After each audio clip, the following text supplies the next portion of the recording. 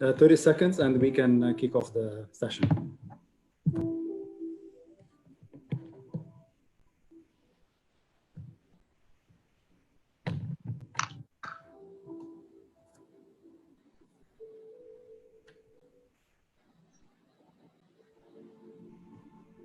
Okay, we'll start. So good evening, everyone. Thank you for joining us during these tough times. We are really living in crazy times right now and tough. And it's crazy to think that the fact that only 30 days ago, we went into the kitchen every day and thought of cooking up a storm and tackling like every day like any other day. We all do miss these days, and personally and professionally, and definitely it will pass. But definitely we won't think about the past right now. We need to address the future of our industry once this will end, because it will end. I am Chef David Elbitar from Unilever Food Solutions Middle East, and in the next 45 minutes, I'll be picking the brains of our food expert here with us from Pillsbury Food Safety Consultancy Company, Mr. Abdul Rasheed. Mr. Abdul Rasheed, before we jump in, we would love from you to introduce yourself, please. Certainly, Chef. Thank you so much. And I hope all the people can hear us and see us clearly. As Chef has mentioned, my name is Abdul Rasheed, and I'm the Group CEO of Pillsbury Health Consultants.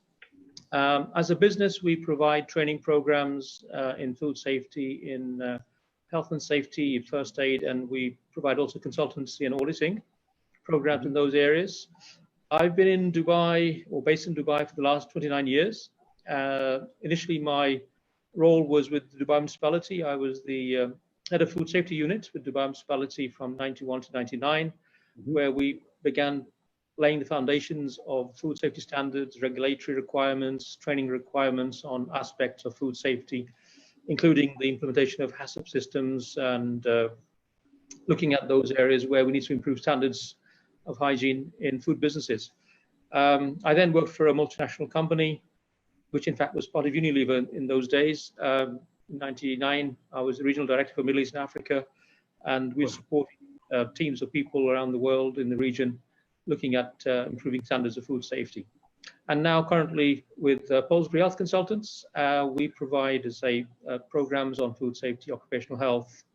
And we also have another division which is called Berry Media, where we provide technical animation for food safety programs and other areas of technical animation. Great, excellent.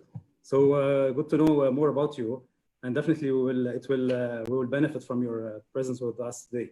So thank you, and everyone, please do stick with us until the end.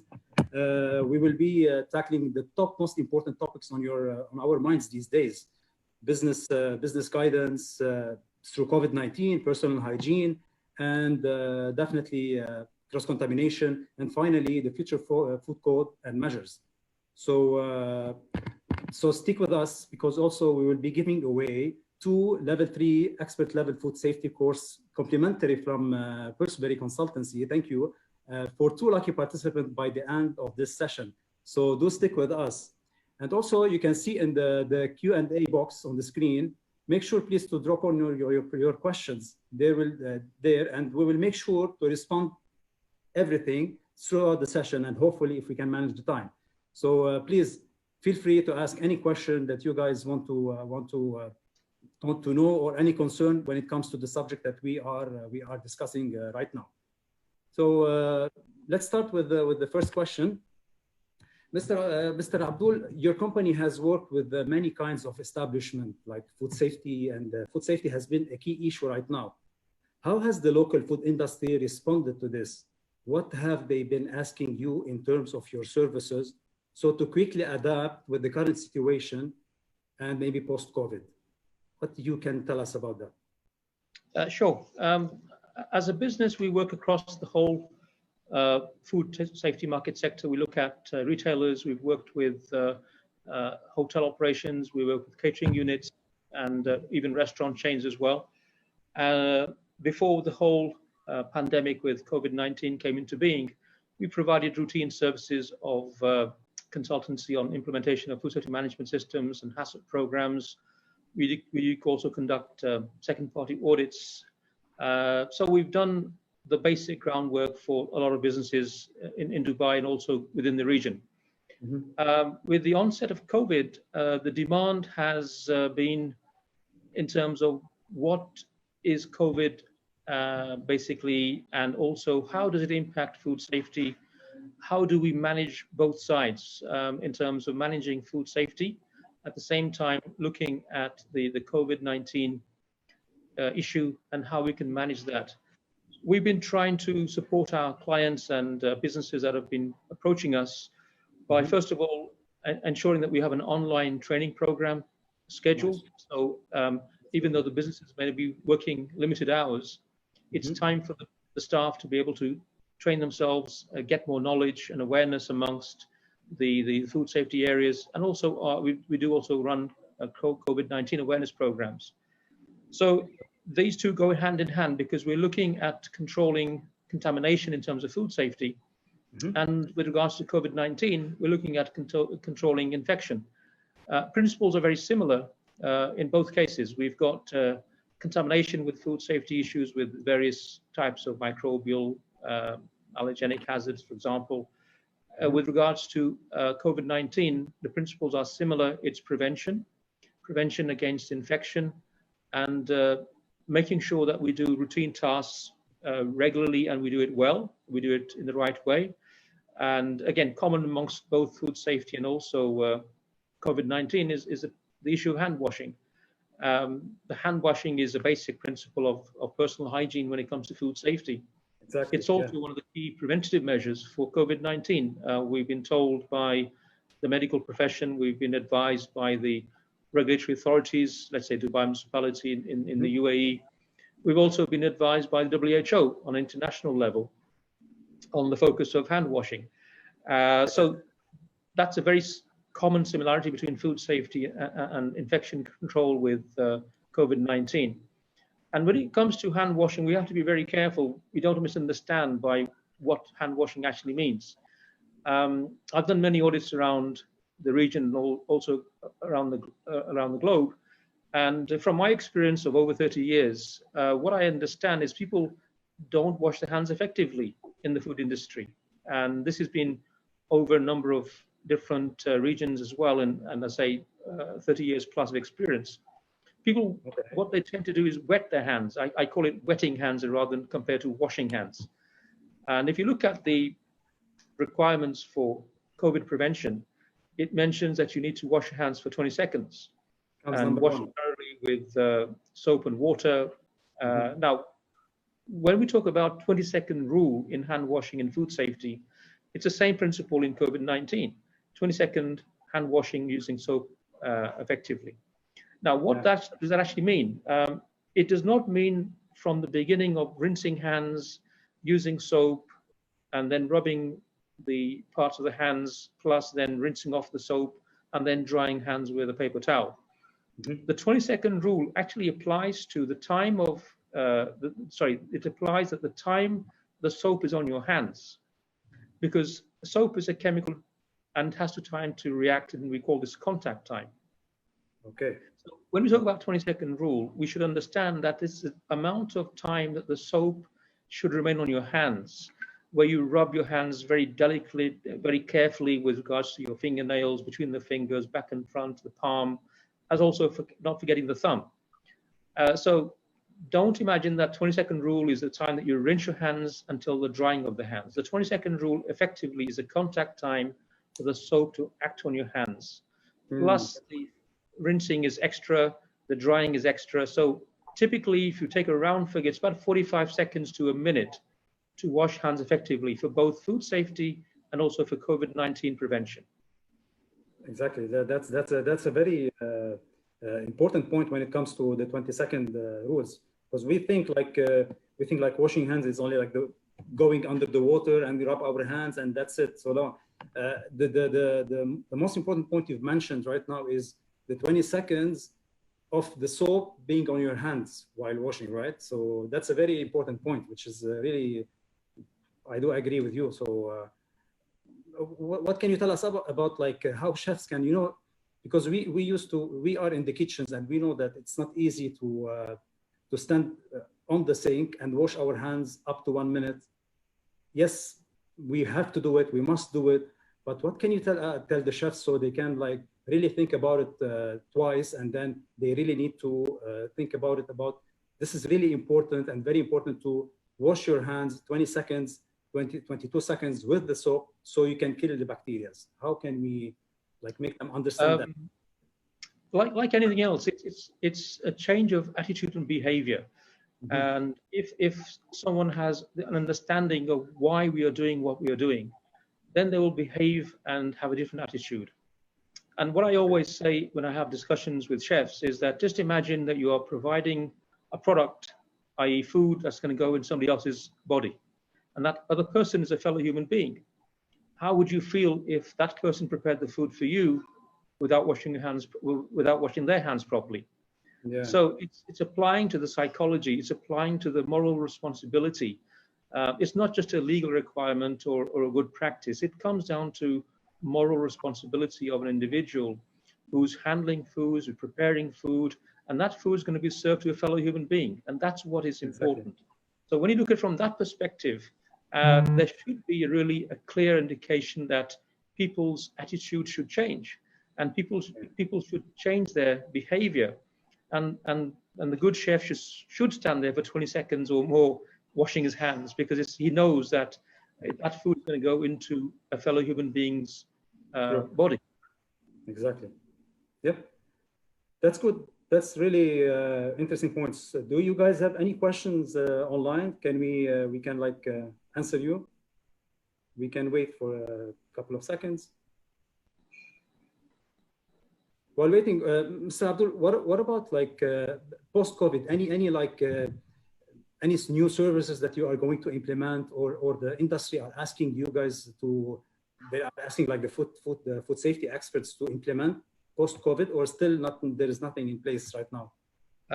Those companies which are proactive and they're ahead of the game, they want to understand how do we manage this type of crisis in the future, and how do we prepare ourselves for something like this, which may happen again, or something similar that may happen again that's going to affect the food industry. So now is the time to actually think. In the past, we've talked about implementing HACCP systems and food safety management programs. And here we're looking at implementing a system which is going to go side by side, and we call it infection control. And we should not just think of COVID-19 as the only type of infection that can come and affect a business. The principles of infection control can be used for different types of bacterial contamination as well as COVID-19 and other viruses. What we've been asked from our clients is, how can we make sure that we are in a position to prevent any contamination hazard to our guests, to our customers? Now, in the context of COVID-19, it's all about prevention. We know, unfortunately, that there's no cure for the viral infection. So it's a matter of focusing on prevention. And again, it's the principle of risk assessment or risk analysis, which we use traditionally in HACCP, can be used in the same way to affect the infection control methodology. So we look at the operation from the time that the product comes in from your suppliers, from the delivery personnel, and then how do we manage infection control from products coming in from the vehicle, from the drivers. Then when we accept the goods, the next step going into the storage facilities and preparation and cooking and taking the flow chart principle of applying the same to the infection control. So I think it's all about changing the behavior of who's handling the food, not only implementing the rules of what did he learn when it comes to food safety, but changing his behavior, how to deal with this stuff, because this is not a joke anymore. So absolutely. Exactly. So the good thing is that well, at the moment, as far as we know, it's highly unlikely that COVID-19 infection could be transmitted from food or food packaging. Guidelines of WHO, the World Health Organization, have advised of precautionary measures that they would take, but there is no evidence, because essentially COVID-19 is a respiratory illness, and the primary transmission is from the from by is person to person contact and via direct contact with respiratory droplets when you have an infected person, coughing and sneezing. And to highlight that viruses cannot multiply in the food, they have to enter the animal body or the human body to multiply.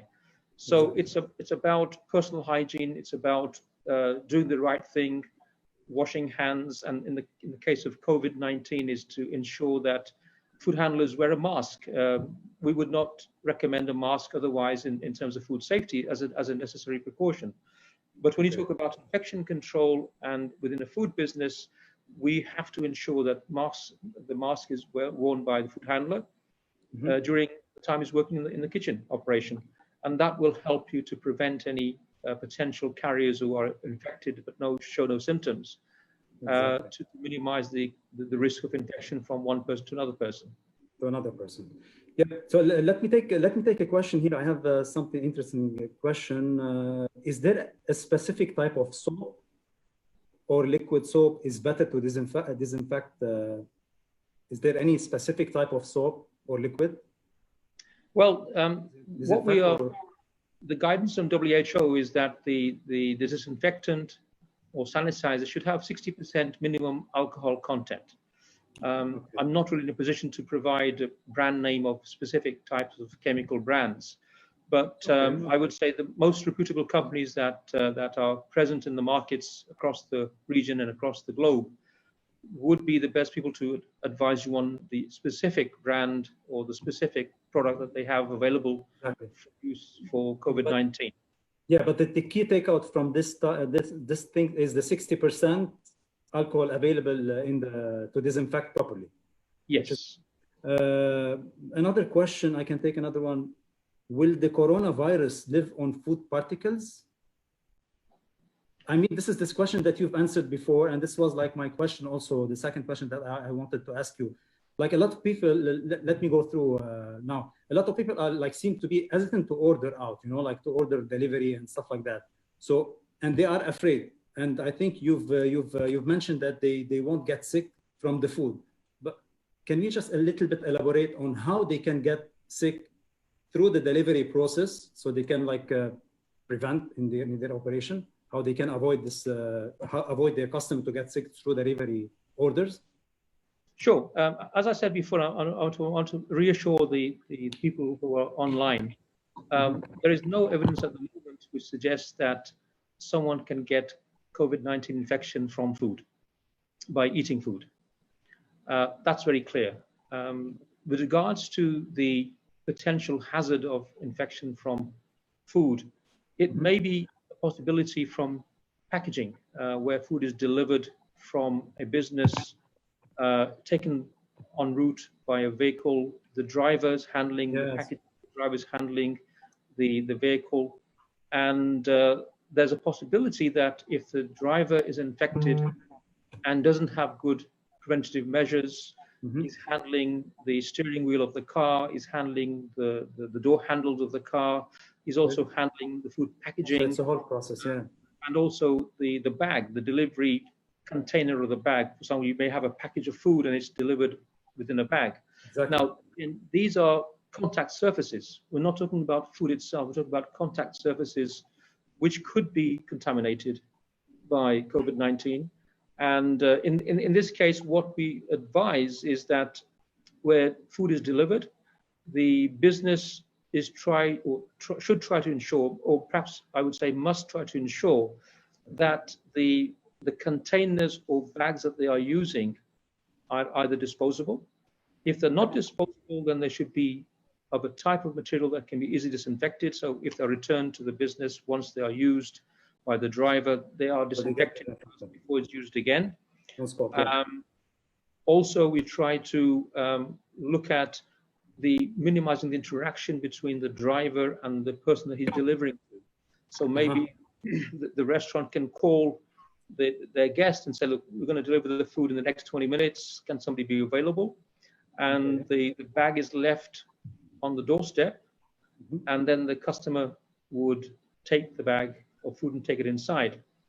And again, the logistics of payment. We advise that the payment is done online by credit card, so there's no handling of cash by the driver who delivers the food and then brings the cash back to the business. And also maybe a little note inside the bag for the customer to make sure that they clean all surfaces. If they put the bag on kitchen table, work table, that they clean and sanitize the work table afterwards, just in case there's a risk of infection from the contaminated surface. So these are practical measures that we can implement and advise our guests as a business to act responsibly and advise our guests to, in these challenging times, on how to minimize the risk of infection. Exactly. So as much as we can minimize cross-contamination things, as much as like if each of this process of the delivery food, each one of us do his job by like taking care of the product he is handling through the delivery process, then definitely we will minimize the cross-contamination and the food illness. I have like a quick question here about the water, about the water temperature in the kitchens. Like, is it the same water temperature that we all know? It should be hot, above 60 or 70 degrees. Any special temperature that we can like answer the people? In terms of are using in the kitchen? In terms of hand washing, of course, the temperature should be, water should be warm. Now, if you look at the temperature of your body, it's 37 degrees centigrade. So in terms of hand washing, the temperature of the water should be around about 40 degrees to 42 degrees centigrade for effective hand washing. Now, again, if you're looking at cleaning and disinfection, again, with cleaning, there needs to be heat energy, there needs to be physical kinetic energy as well as chemical energy. So the combination of those three elements, if you can imagine trying to clean a greasy plate with cold water, it's very challenging, if not almost impossible. So heat or hot water temperature is very key to causing the cleanliness of the surface, to which we disinfect. So as a quick answer, around about 40 degrees centigrade as an average temperature of water for effective cleaning of surfaces, which is then followed by disinfection. I think we've answered the question. Thank you. So is there any other things, or maybe we can go to another new question?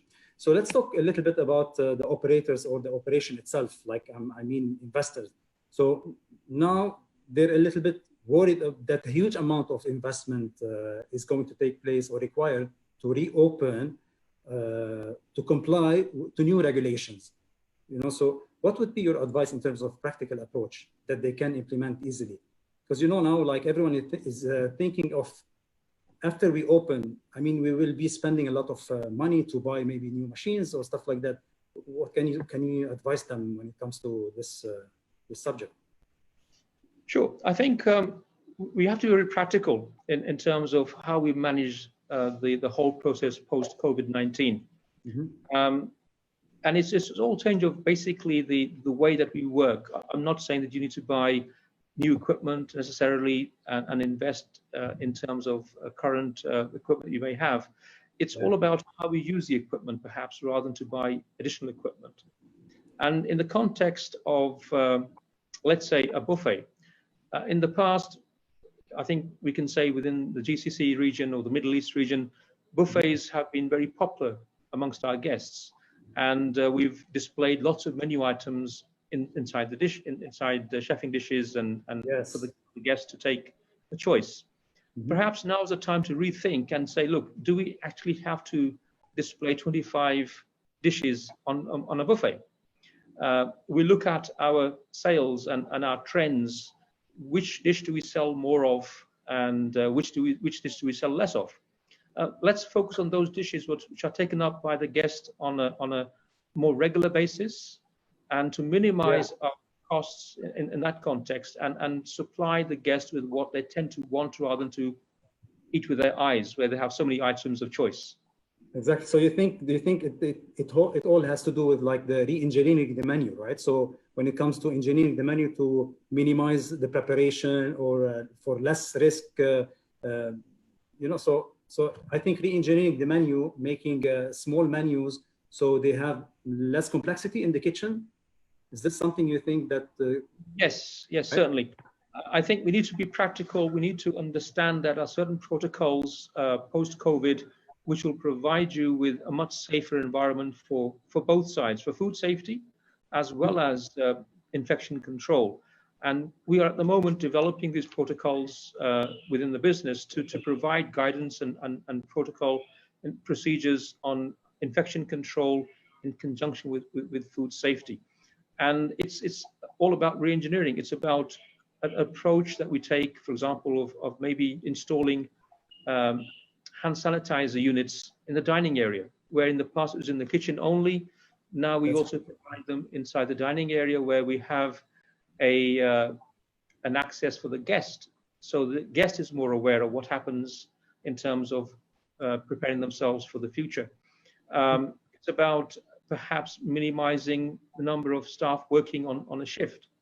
So you try to minimize the people working, and therefore you can actually actively practice the distancing for the staff to work 2 meters away from each other and focus on the task. So there's less of the personnel movement within the kitchen, not just the food movement, but also the personnel movement has to be controlled effectively.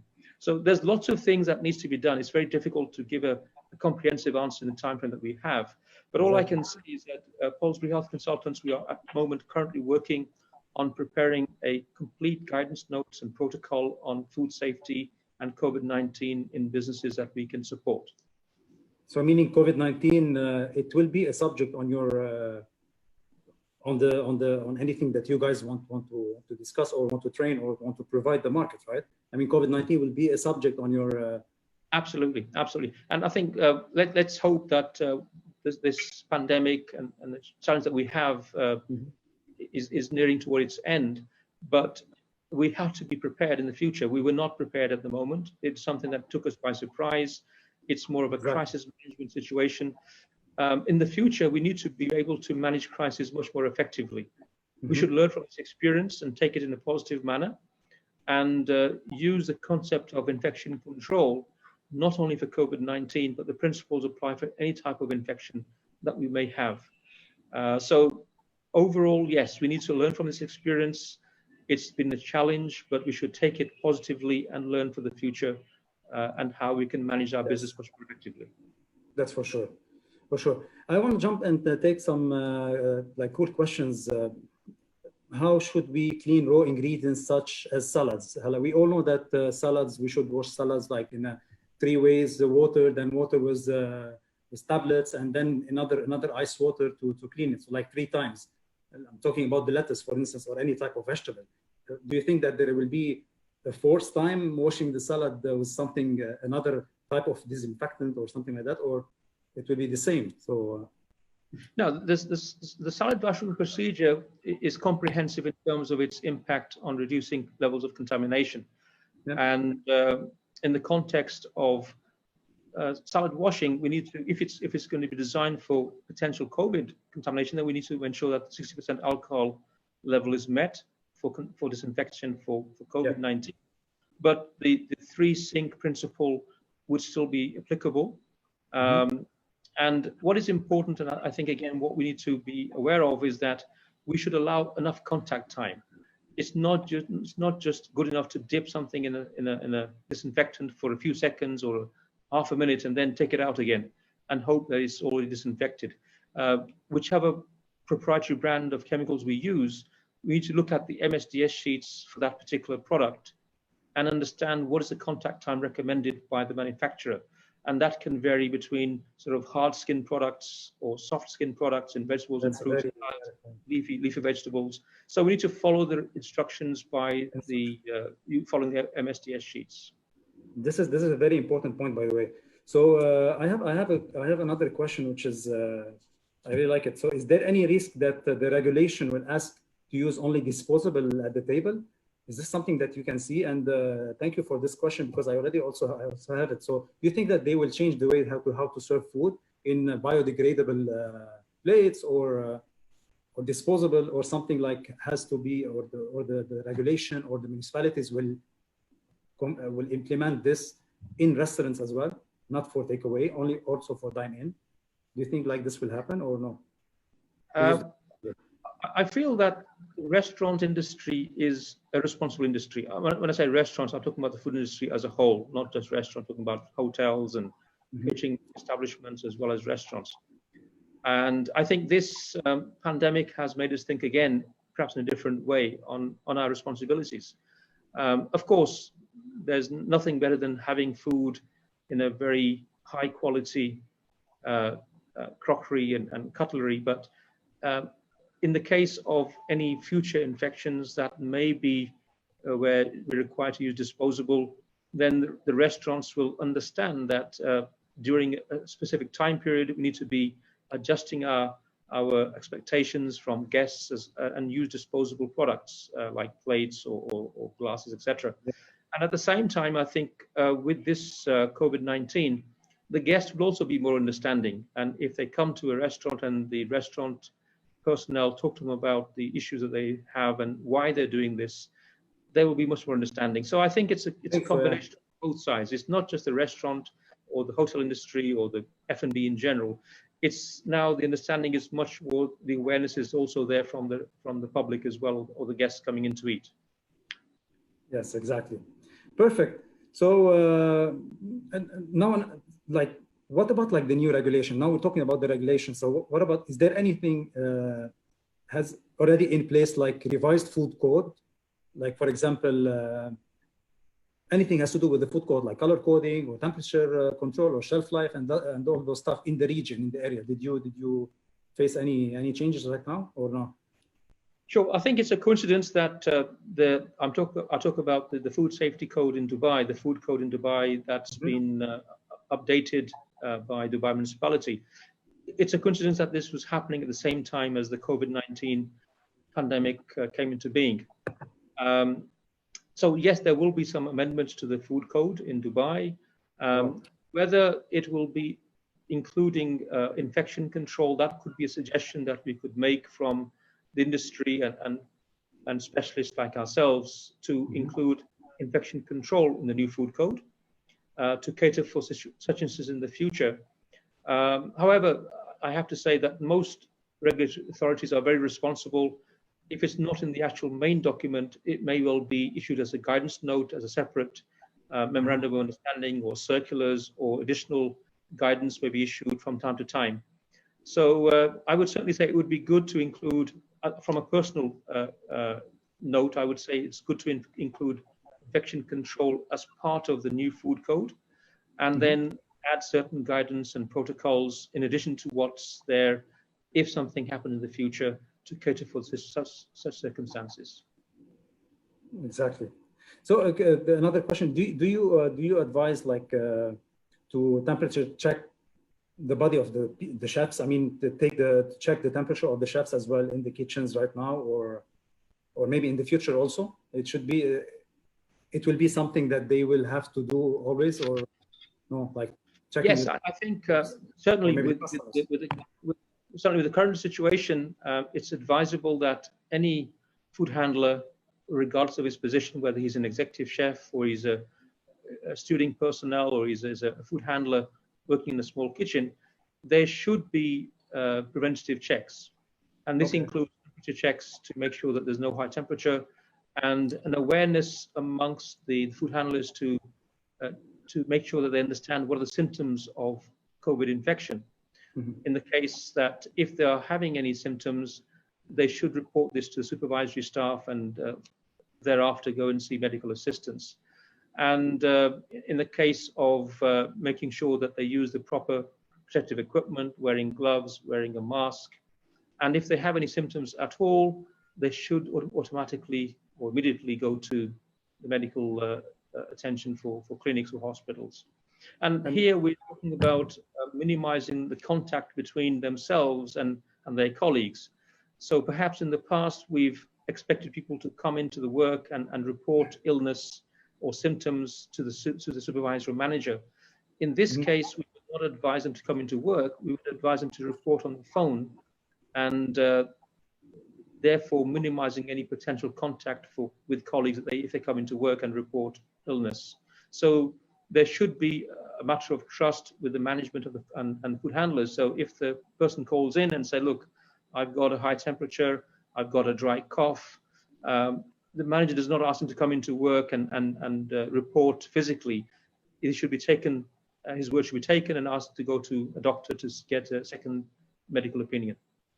That's a valid point, actually. Yeah, because like we used to go and then report physically, but now it's advisable to report over the phone, so we don't get in contact with anyone else, which is that's an excellent point.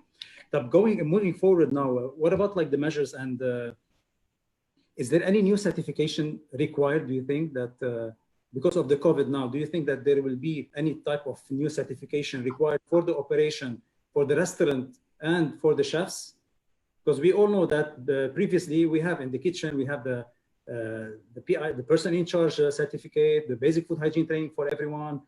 Is there any new certification that the kitchen should have it always for certain people or for everyone because of the COVID?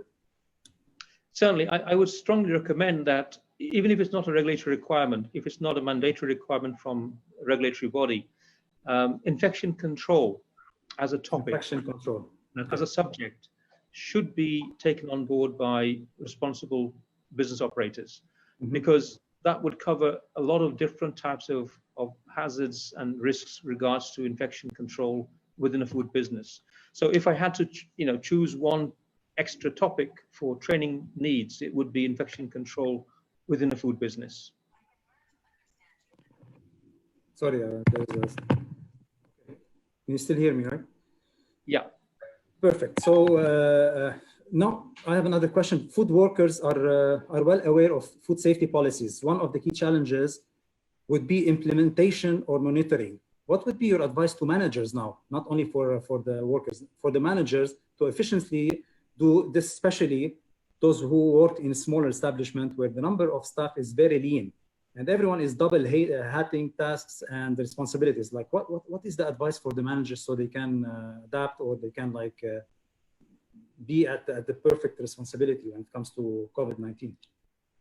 I think the concept of active managerial control or active management is very key in any business, whether it's a small business or a large business. The principles are the same. A manager is in a position to take a decision, to observe, to monitor, to check, and that has to be done effectively. Okay. If you don't do things effectively, then you're going to lose control and open the potential hazard of contamination of food, or even infection issues that may occur because of COVID. We need to understand that the manager of a business is a position of responsibility, not just in terms of hierarchy. We have to ensure that managers are able to understand the hazards, understand the risks that are in the business. They should not send their staff for PIC training or any type of a training unless they themselves have attended. So if the manager is understanding the hazards, he would be much more effectively able to control the hazards than if he sends all his team on basic food hygiene training or PIC training and doesn't attend himself. So if he doesn't attend himself, he will not have an idea what the hazards are. Yes. So the manager has to be involved in the business. This is not just a profit organization. It's a business that sells a product, as I said at the beginning, that is producing food that goes inside somebody else's body. And that's a very, very serious responsibility. And the manager should take that on board. And I strongly believe that managers should be the first people to be attending training programs, so they themselves understand the whole concept of hazards and risks and managing those hazards. And they can support the needs and understand the needs of the staff thereafter. Perfect. So since now almost or everyone is like sitting at home or working from home, is there any online courses that you guys are providing right now so they can like take online courses with the proper certification, so when they reopen they are ready to roll, so they don't have like to waste time again and go for training sessions or for certification? Is there any online courses, certified online courses that you guys can do now they can benefit? Yes, we have a full range of online training programs, and these are tutor-led, by the way. I want to stress that sometimes you have an online training program, which is just you send the slides to the person, they read through the slides, and then they take an assessment of some time. That, in my mind, is useful, but I don't think it helps any improving understanding of concepts. What we provide is a tutor-led online system of training where tutors are available. They deliver training online as we're doing at the moment. It's face-to-face. They have access to the slide, so they can look at the slide. If they have any questions, they can answer the question by asking, sorry, they can get the questions answered by asking the trainer. The trainer has the experience and knowledge to give them a better understanding by using examples from their own experience, from what they have seen over the years in the F&B industry, make sure that the understanding is there. As a business, we've also introduced interactive visual assessment. We call it IVA, whereby that once the training is done, the assessment is again that they can do online. But this is not a question paper type of assessment. It's an assessment that you actually go through an animated scenario of your workplace. So you see, for example, at the point of delivery of food items, you see a truck which is backing up to the delivery bay. You see the back of the truck opening. You see a number of different products, and you're asked to choose what temperature would the product be. For example, if it's a chilled product, if it's a frozen product, etc. So you put yourself in a position where you're not just testing the knowledge of the individual. They could answer the exam paper and say, yes, temperature of the chilled product should be 5 degrees or less. But here you have to use your skills of how do we insert the thermometer inside the product to check the temperature. Interesting. How do we use the infrared to assess the temperature of the product? So it's a complete game changer. We're using the animated technology, similar to what we have in gaming.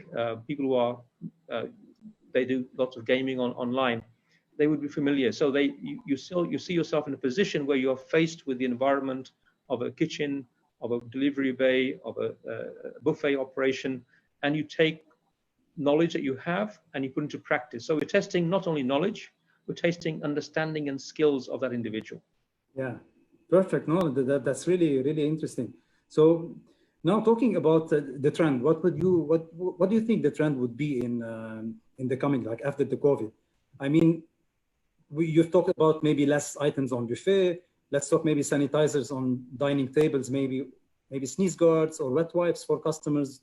Do you think that this will be like something everyone will consider?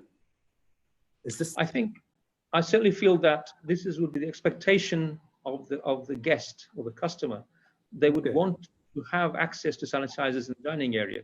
They would want to make sure that the table is cleaned and sanitized before they sit down, and perhaps even the chairs. So I think for a short period of time in the sort of short to medium term, the guest expectations will drive the actions of the business. The guests would have certain expectations of ensuring the safety of themselves, not only from food safety, but also from infection control. Yeah. And we have to be aware that would have to be something that we take on board as an industry to ensure that we meet the guests' requirements, expectations, and also behind in the kitchen operation, that we also do the right thing. We provide additional sanitizing dispensers, not only at the points of where you have a wash hand basin, but maybe if it's a large kitchen, at different points in that kitchen, you provide a sanitizing dispenser, not only close to the wash hand basin. So whenever the opportunity arises, people will not have to walk, let's say, 5-6 meters to get to a sanitizing dispenser. They can have access to it very close to where they are working. So you may have an increase in sanitizing dispensers. So these type of actions that we need to implement and will be part of the benefits to the food handler, to the business, as well as the guest as well. Cool, understood.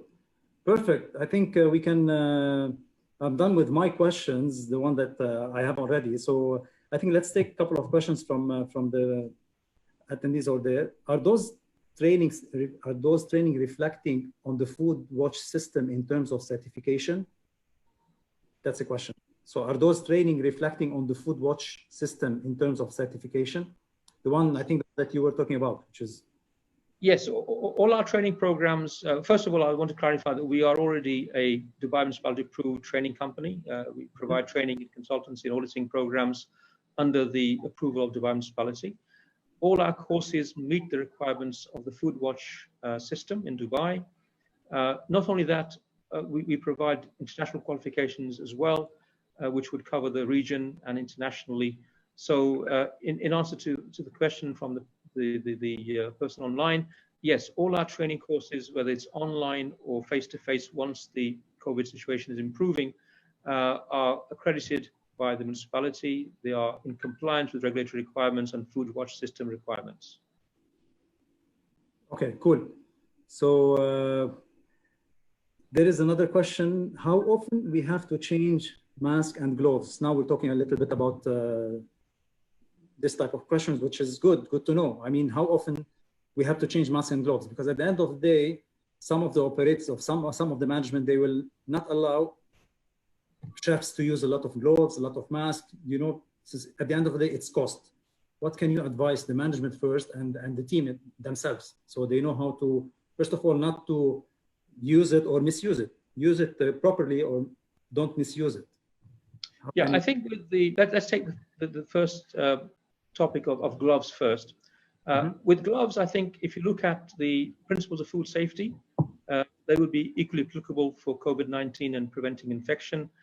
Whenever you have a potential hazard of contamination, if you touch something which is like a raw product and then you're going to handle something which is like a cooked product, in between you wash your hands and then you change gloves. So whenever you feel there's a risk of contamination or perhaps cross-contamination, you should change the gloves. If that, there's no magic figure. I cannot say to you, you must change your gloves 20 times in a shift. Exactly. Or 50 times in the shift. It all depends on your particular activity, the hazards you are facing in terms of what you're touching. If you have to throw garbage outside and then you change your gloves afterwards. So there is no magic figure as to how often you change your gloves. So there is a definite need, changing gloves based on your activity. And I want to stress again, it's not just changing gloves. You have to wash your hands before you change the gloves. Wash the old gloves off, wash your hands first, and then you change the gloves. Yep.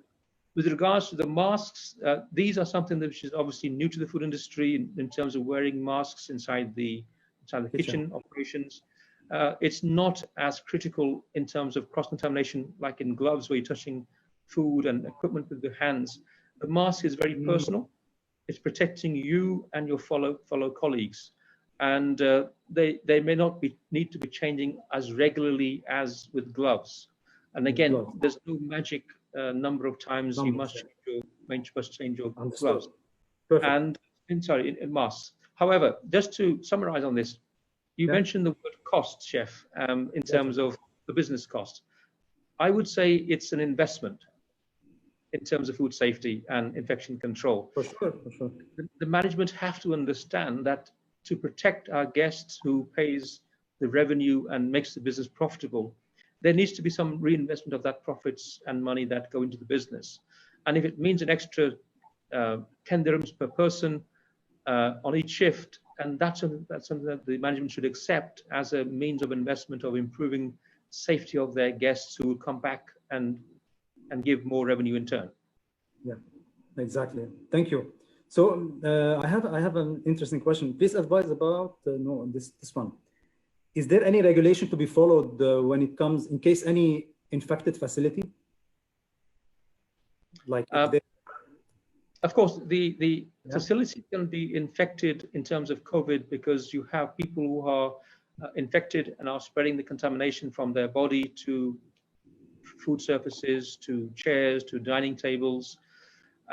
If there is a positive test by anyone who's in the industry working in a restaurant, then it would be very, very advisable, and I'm sure the regulatory authorities themselves will take an action whereby they would close the operation, have a thorough deep cleaning and a sanitization program to ensure that every part of that restaurant operation, from the smallest item of cutlery to the biggest, like the exhaust system and dining chairs and all the equipment and blast chillers, all of these are thoroughly cleaned and disinfected, sanitized to ensure that there's no residual risk of infection from that business. Perfect. I think we're okay so far. Is there any other questions out there, guys, so we can discuss it before we close this meeting? I think there is not really. I think we're good. We've covered almost everything when it comes to pre and post, what's going to happen after COVID when it comes to food safety and what measures everyone should take. Thank you so much, Mr. Abdul Rasheed, for the valuable information shared with us. And yep, thank you so much, everyone, for joining in. Hope this was as fruitful as you have expected. So if you have, guys, any other question before we, let me share my screen now. So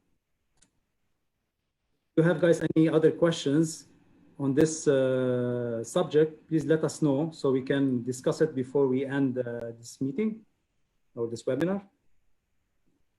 Just to close from my side, Chef David, and also people Yes, who are please. joining in, we want to stress that we support the food industry in these challenging times by providing all our services online.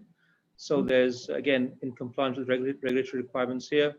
If you want further information, you can go to our website, which is www.paulsbury.com.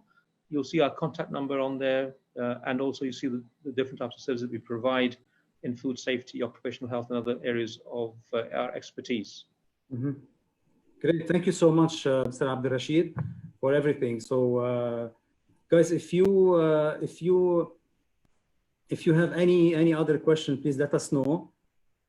If not, we would love to hear your feedback on how we can provide you with the best information. So do please go through the survey. It will pop up once we end this meeting or this webinar. So please do let us know your feedback on what you guys want to know for our next webinar happening soon. So yes, hopefully we manage to answer all the concerns that you guys are looking to have when it comes to the COVID and what's happening around us. Thanks again, and I just want to congratulate the winner for the food safety level 3. We have Naveed Akbar from Saudi Arabia, Epic Company, and Samuel Matthew from IKEA UAE. So congratulations on. You guys are lucky. You will get a level 3 expert food safety course. This is again complimentary from Pillsbury. Thank you, Mr. Abdul, for this. And have a good night. Stay safe, everyone. Stay connected on UFS.com. UFS is always here for you. And thank you and good night. So see you later. Thank you all. Thank you. Bye, Mr. Abdul Rasheed.